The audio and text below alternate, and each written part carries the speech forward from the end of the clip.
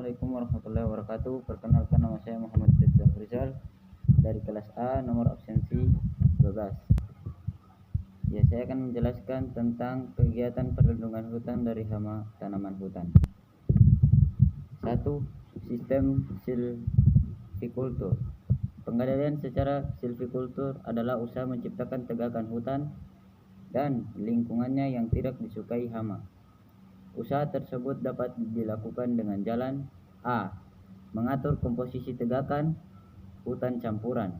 Komposisi tegakan berubah hutan campuran dapat membatasi sumber pakan hama dibandingkan dengan hutan sejenis. B. Mengatur kerapatan tegakan, yaitu dengan mengatur jarak tanam yang bertujuan untuk mengurangi ketersediaan makanan antar ruang untuk jangka waktu yang sama.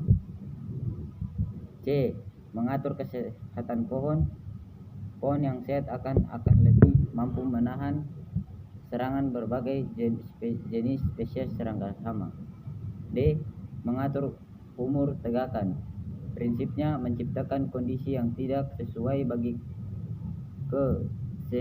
kesinambungan tersedianya pakan bagi serangga hama pada suatu tempat. E. Menanam jenis pohon tahan hama diperoleh melalui pemuliaan tanaman, namun kelemahannya yaitu memerlukan waktu yang lama, sedangkan keuntungannya adalah tidak mencemari lingkungan. 2. Secara fisik atau mekanik. Pengendalian secara fisik yaitu pengendalian dengan memanfaatkan faktor-faktor fisik untuk mematikan atau menekan perkembangan populasi serangga hama. Di antaranya dapat dilakukan dengan mengubah suhu, kadar air, dan cahaya. 3. Secara hayati.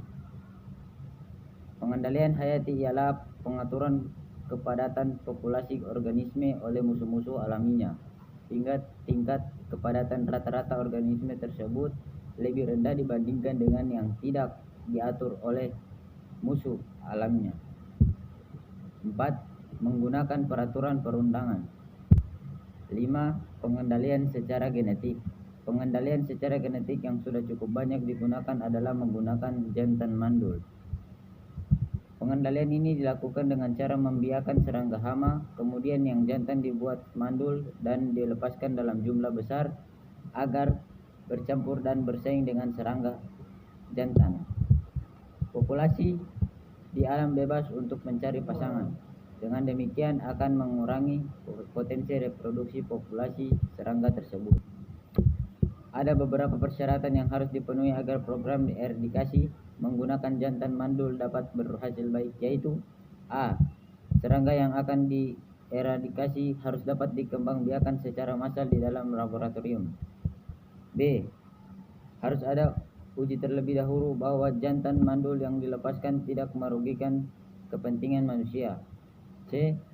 Perlu diperhitungkan jumlah populasi jantan mandul yang akan dilepaskan pada suatu daerah tertentu. Untuk itu, kepadatan populasi alami yang akan dikendalikan dalam areal atau musim tertentu perlu diperkirakan terlebih dahulu. D. Diusahakan jantan dan betina bercampur terpencar dalam areal yang luas sebelum kopulasi. E.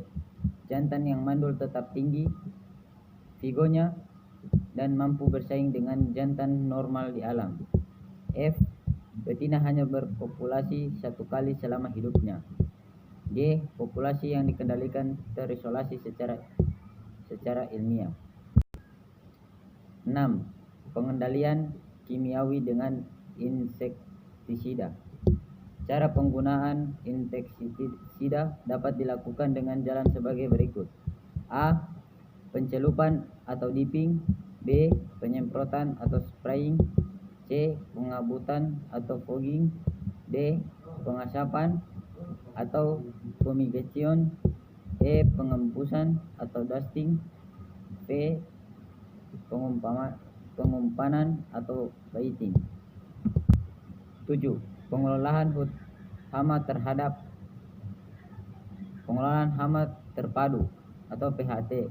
Konsep PHT yang semula hanya mengkombinasikan pemberantasan hayati dan kimiawi pada perkembangan selanjutnya memadukan semua taktik pengendalian hama yang dikenal, termasuk di dalamnya pengendalian secara fisik mekanik, pengendalian hayati, pengendalian cara silvikultur, pengendalian secara genetik, pengendalian menggunakan bahan kimia, dan cara pengendalian hama lainnya. Cara pengendalian hama lainnya, sifat-sifat dasar PHT menurut Corulson dan Witter dalam Sumardi dan Widyastuti 2004 adalah: A. Berdasarkan prinsip-prinsip ekologi. B. Merupakan kombinasi dari beberapa taktik atau cara. C. Ditunjukkan untuk mengurangi ancaman dan kerugian sampai pada batas toleransi ekonomi dan sosial. D. Merupakan bagian dari pengelolaan sumber daya secara luas. Ya, demikian penjelasan saya tentang